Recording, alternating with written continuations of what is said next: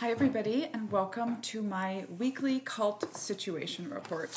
I'm Daniella, scholar of cults, extreme groups, and extremely bad leadership, and the author of a book called Uncultured, about growing up in the Children of God religious cult, and then going into the cult of the U.S. Army. And the last time I was watching a cult leader run America, I had something to say about it. So I was also, as you heard, in the Army, right? I was Captain Mestyanek in the U.S. Army, and I was the intelligence officer. But every Friday, every officer gives this roll-up to their boss. It's called a situation report. And mine would be, of course, all about the bad guys. Because that's what the intelligence officer is, the expert on the bad guys. So these days, I've been studying the bad guys for a really long time, and now writing books about them. And, well, it's a wild time to be an expert on the bad guys, y'all. Sorry that there was no SIP rep last week. Things be crazy since the election. For the first time, I have called an election wrong. Sad. I don't really have notes because it's been crazy, and also I'm in a different place because my book sales have been booming. And here's the thing. I think I'm the blue J.D. Vance. Or he's the red knitting cult lady. Which is to say, the veteran with a perfectly placed memoir post-Trump election that explains to America what happened. His was, why all these angry white men voted for Trump, and mine is helping you understand your family's in a cult and really see that. And maybe answer some questions about why. So, I am going to be here packaging and signing books while we chat. I did take some notes last week. I think they might have been all before the election. Was that last week? I know I haven't done a roll-up.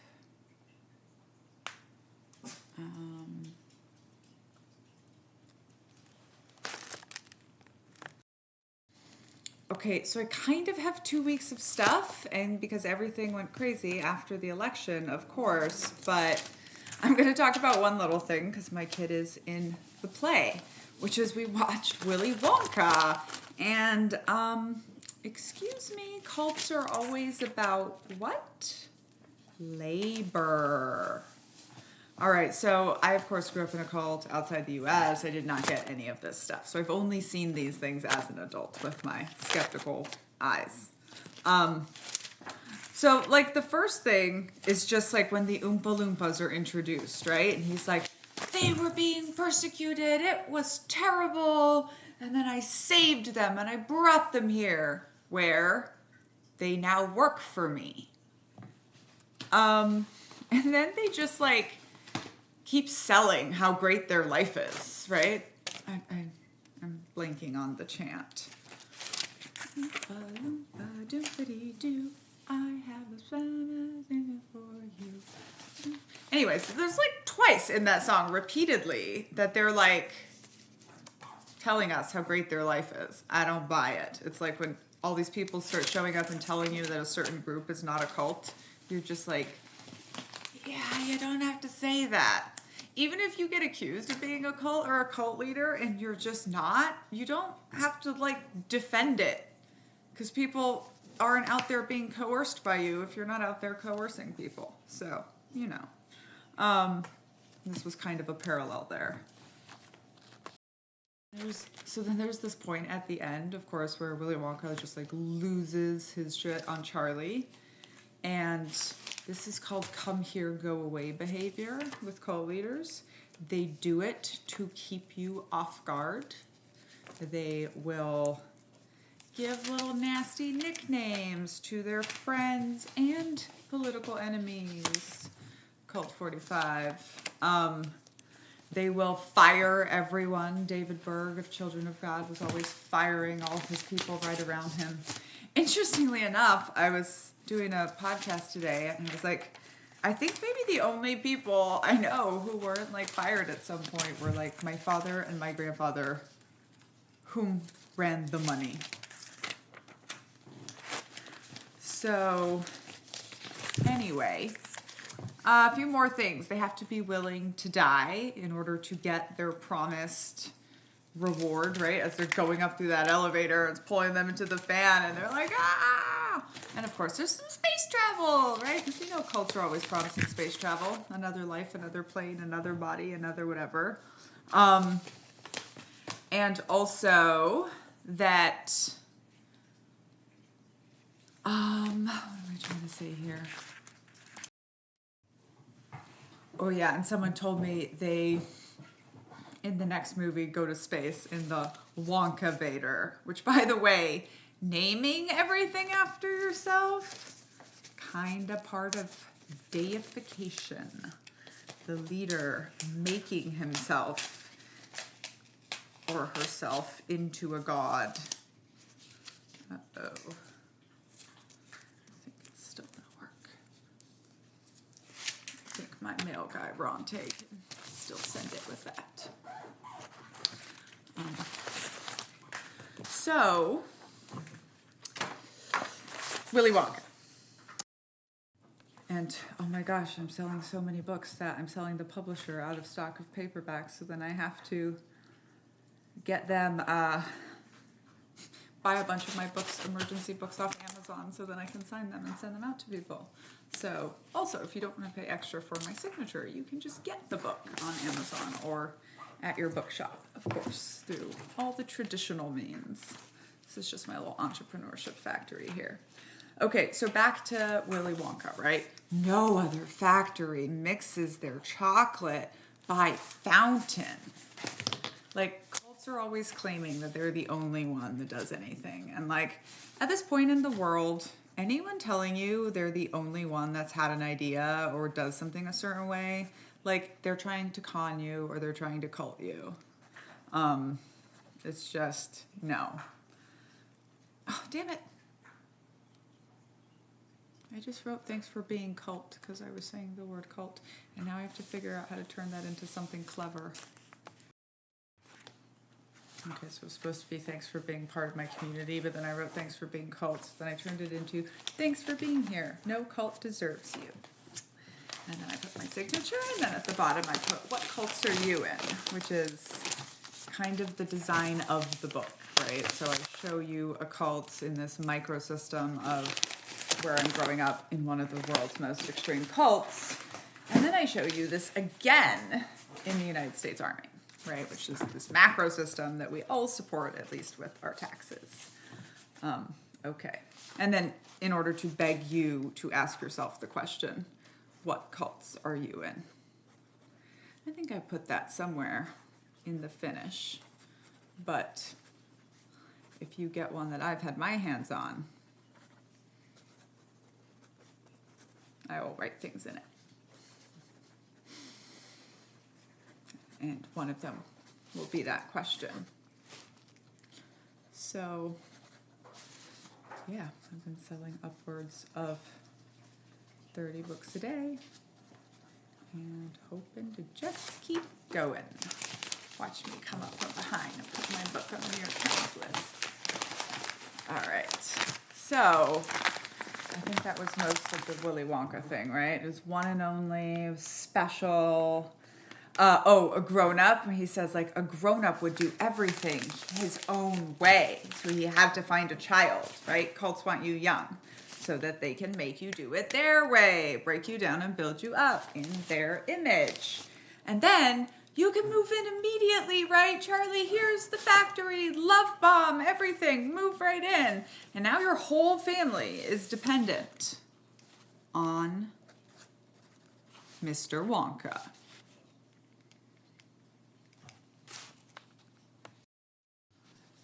By the way, if you would like your own signed copy of Uncultured, you can get it in the description or in the pinned comment. Okay, so then like the family, like everyone's going in for hugs, and even my kid, now known as Knitting Cult Baby, she was like, 2 hugs in 15 seconds? Seems like a lot. You know, lots of body contact. What's that family gonna feel like they owe him? You know, for just choosing Charlie. Because, Charlie broke the rules too. He just didn't get in trouble. Because he got adopted as the cult leader's favorite. So that is my culty rendition of Charlie and the Chocolate Factory. And then Donald Trump became the president-elect. I spent a very nice day on election day, so I was like, I'm not going to get anything done. And I spent a very nice day painting a canvas, which was like super cool, my neon background.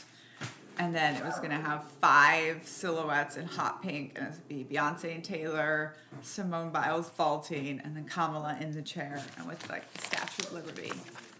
I got through a lot of it. I was working on the silhouettes, and then, things started to go very, very poorly. And, it's a wild time to be an expert on the bad guy, isn't it, dear Stephen? I really wanted to spend the next 4 years analyzing how close we came to being a national cult. But I guess we all live in a cult now. And I shared another video, so I'm not going to do it all over again. Maybe I should. Just like, as a cult expert, here's what happened. Which is, this cult was being built before Donald Trump. This started in the Reagan days, when evangelical leaders literally got together, just like any of your corporate headquarters, and were like, okay, what are our mission and values going to be, right? And they decided, right, like the worldview. If you're familiar with my 10 parts, I'll walk you through them, starting with number 2, because the first one's charismatic leader. He wasn't here yet, right? So the worldview they're going to pick is Christian nationalism, okay? Although the Mormons have come into it as well. And the mission they're going to pick is save the babies. Not actually care about the babies, but save the babies, right? And this mission, this transcendent mission. Transcendent missions are basically impossible, have not much of a fixed end state, and sometimes happen after some space travel. But the transcendent mission is something that is so right and so good that they can convince their members, because now you're starting to become a cult, to constantly self-sacrifice for this mission.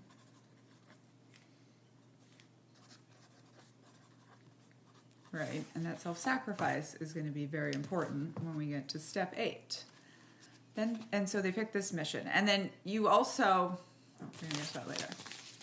So then you have to isolate, right? And this started with Fox News, right?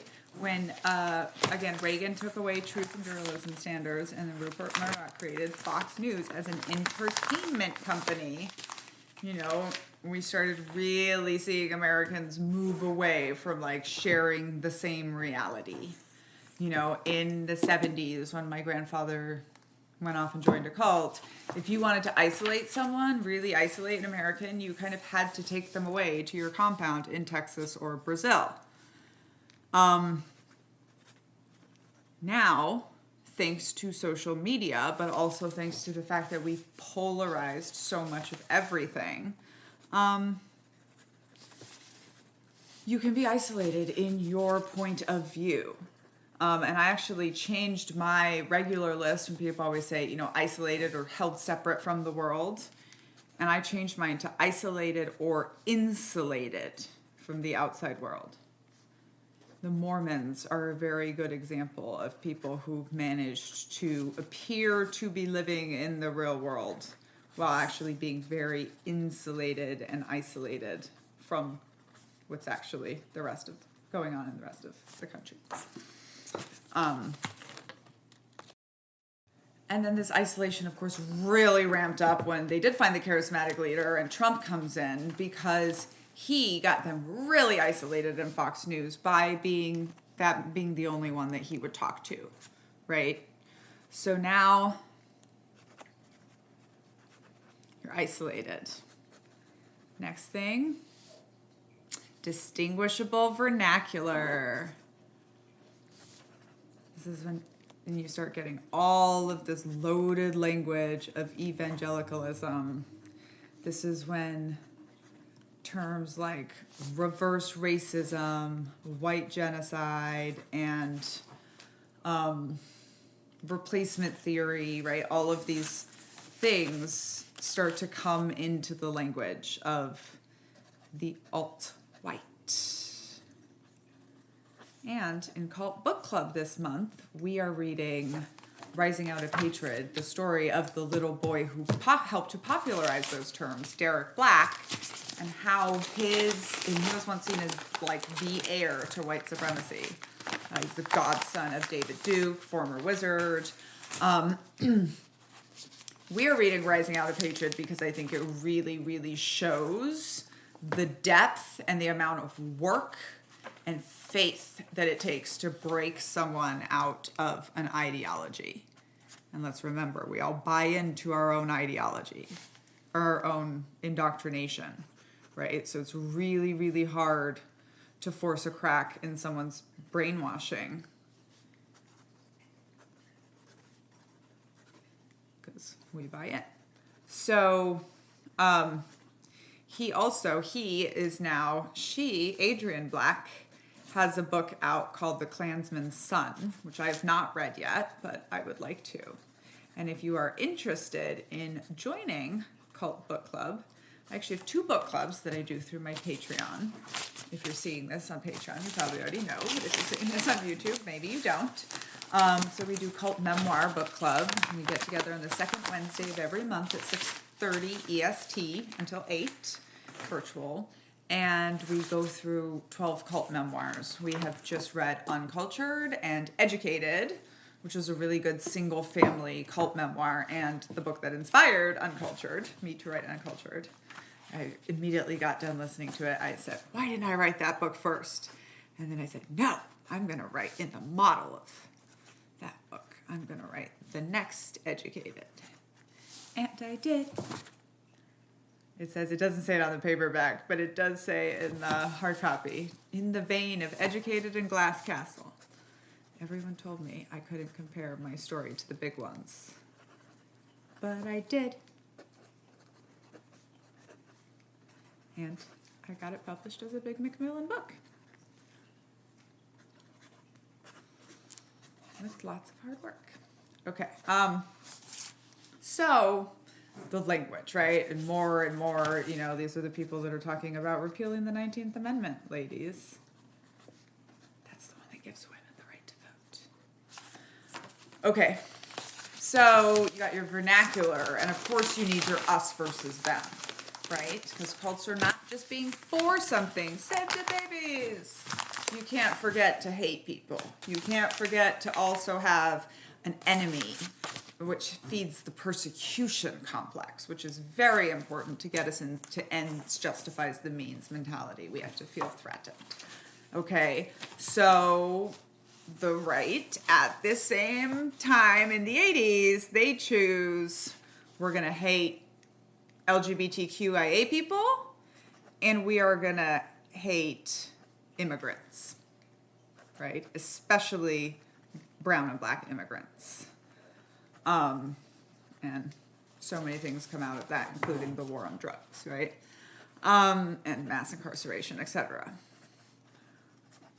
Research shows that the perception of persecution is enough to make someone commit violence on behalf of their in-group.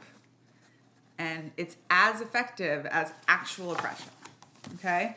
So you start educating all of these young white men, Christian men, because these are the only ones the Republican Party is talking to. Unity of voice, I think, is working out in their favor, right? The left is trying to speak to everyone. The Republicans are like, only you matter.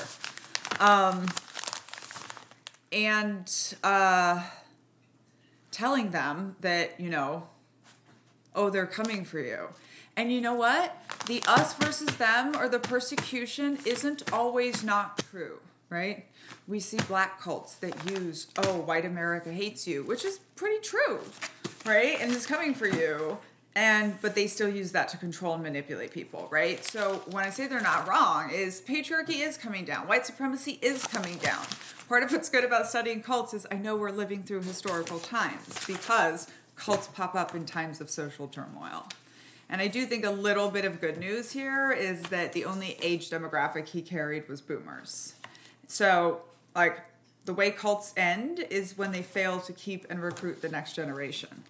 And then I say this and people come at me and they're like, well, he got 15% of white Gen Z men.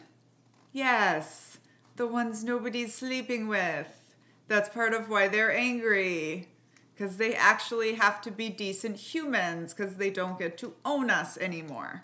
But it doesn't matter how long your cult lasts for. It doesn't matter how much money you have. I found out recently that the LDS Church has more money than the Catholic Church, and that is mind-boggling. But if you're not keeping the children,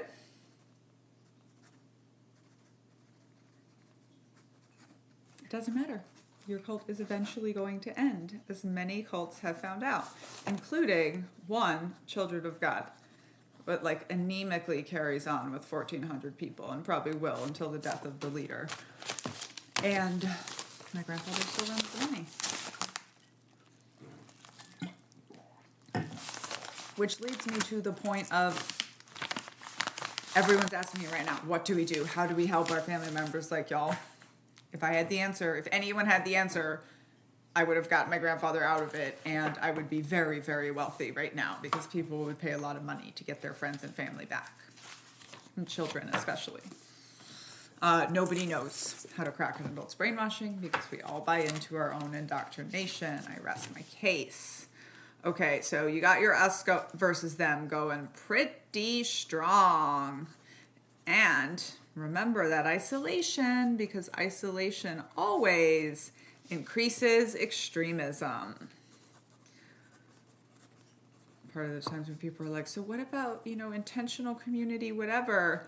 Like, it's always away from the world. Oh yeah, that was the other thing that was going on last week before the election. There was this cult called Rebuilding Atlantis and in Texas that I was kind of narrating in real time, but now I'm narrating the whole country being a cult in real time, so I'm running to keep up. So then you get exploitation of labor, okay? And sorry, one last thing with Donald Trump obviously ramped up the us versus them. I think we all understand that. Okay, so then you get exploitation of labor, right? And think about, especially the kids, think of how much child labor is involved in protesting abortions and working in churches and performing in what I call shiny religious trafficking. Meanwhile, they're the ones saying, of course, that the Dems are sex trafficking children and all this other stuff. I almost accidentally used TikTok cult language for that. So exploitation of labor, right? Taking people's labor. They're also taking people's eyes off the fact that all of these billionaires that are taking America are exploiting their labor. Part of why it was so important to get your people to believe in self-sacrifice back in phase 1 is because self-sacrifice leads to the exploitation of labor. People say, oh, but it's service. But there's a reason that corporations are not allowed to accept free labor. And guess who I use for my chapter on exploitation of labor? TikTok and Elon Musk, who, took over at Twitter and was like, everyone needs to work all the time now. And then there was a picture of some guy sleeping in his office. And of course, now he's talking about using free labor to put together his Department of Government Efficiency. Damn it, I messed up the book.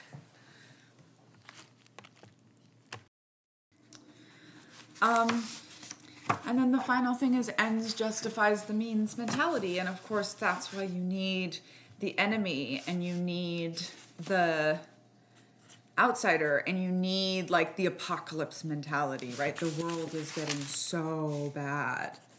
And I think a large part of why America is now a cult and has gotten so culty is because it's always been, you know, Puritans going to America and Jim Jones going to Jonestown. Not actually that different when you really look at it. There's also this like good versus bad, new versus old, like dichotomy, black and white dichotomy, no pun intended, black and white dichotomy in America, that is very culty. But I also think that part of it is because, oh well, there was something specific I was going to say there, but it flew away. But, you know, capitalism in general is all about getting our labor. And I think this is one of the sacred assumptions that millennials and Gen Z are kind of just like buying out of wholesale. And so again, people are freaking out. People join cults in times of social turmoil when someone seems to have an easy, clear explanation for them, right, of what's going on. Times are changing, you know. Oh, that's what I was going to say, is that I think that we did have kind of apocalypse in America and the whole world, which was the industrial age running head on into the information age, which really did change everything, killed businesses, changed people's lives in many, many different ways, right? In the intelligence community, 15 years ago, already the world's biggest disaster was the internet going down in front of nuclear war. We saw that in Puerto Rico and probably in Asheville, North Carolina also. Whoops, did that one twice. And then, of course, the reason you needed that persecution complex and all of that anger is to get you into ends justify the means mentality, when your people will do literally anything to, in this case, install or keep you as ruler of America.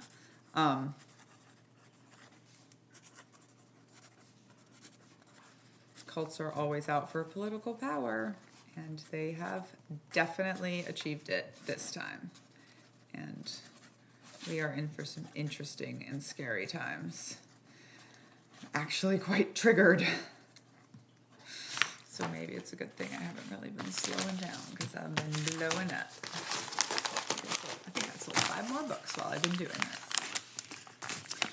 So, and then finally, of course, you add the charismatic leader, right? And Donald Trump was, for so many reasons, kind of the perfect person, knew how to play the game, how to do the manipulation, and here we are. But it's important to note that like this cult existed before Donald Trump was brought in to it, and I don't think it goes away if he goes away. There will be other people that want to stand up and take this power. And then, of course, all his cabinet picks. I mean, every day it's just crazier and crazier. You know, he picked a Secretary of Defense that thinks that women shouldn't be in combat. Oh, and has 3 white power tattoos. So, yeah, that guy. That's part of why my sales have been booming. Because did y'all know that there was a woman who was one of the first women on delivered ground combat teams, this experiment they did in 2010, 2011 in the Marines and the Army respectively, that I think they thought was an experiment planned to fail, but that very, very quickly proved the value of having us there. And that woman already wrote a national level memoir about it that has been a best-selling, critically acclaimed, and it was me. This is what we're signing right now. So, yeah, which kind of leads me to, like, I don't know what happens next. I used to say in Intel, we don't have crystal balls. It's really hard to predict cult leaders, right? Because on purpose, they want to keep you off balance. They especially want to keep their own people off balance so that their own people cannot take the group and the power from them. Right? But they also need people to help them. So I also think something is interesting. It's like there's too many narcissists at the top. Trump, there's no way that Trump and Elon are going to get along for very long. Of course, he puts Mike Huckabee. I mean, just, I'm really, really mad at people that didn't vote for Kamala because of the Middle East. Because it's not going to be better under Donald Trump. And we all knew that.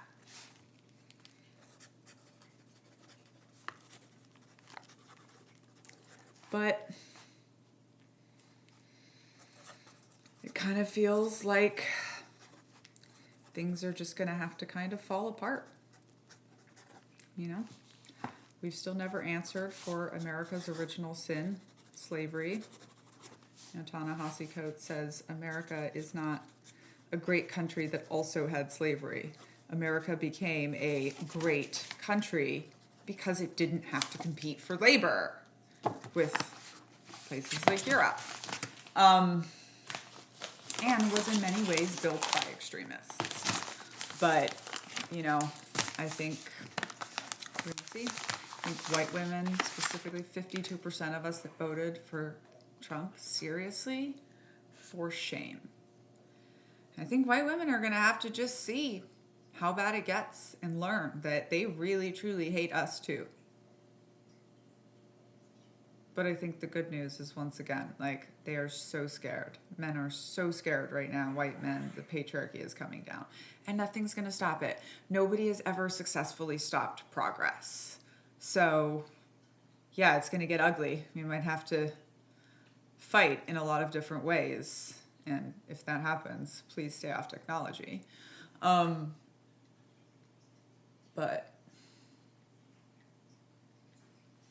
term limits are in the Constitution, and there's no way you can get 2/3 of states to overturn that, right?